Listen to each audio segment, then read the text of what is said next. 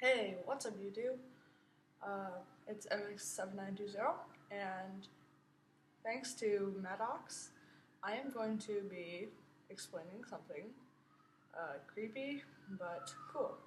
So, the theme that I will be explaining is Egyptian mummification. So, in Egyptian mummification, one of the creepiest things they ever did was stick a metal rod with a hook at the end up the mummy's nose and pulled the brain out through the nose and put it in a canoptic jar. And then with this canoptic jar, they put it in the mummy's tomb because they thought that the mummy could use the mushed up brain. I don't know why, but they did.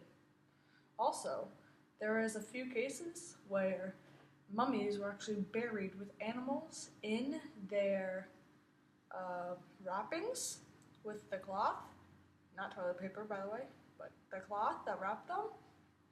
And it's really creepy because scientists only have a few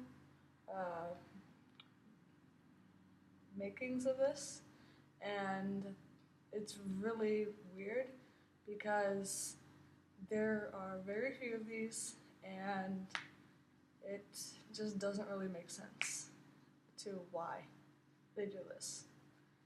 So, if you would like to know more about this topic, then please let me know in the comments below. If you would like for me to make longer videos, please let me know. And don't forget to like and subscribe. Bye!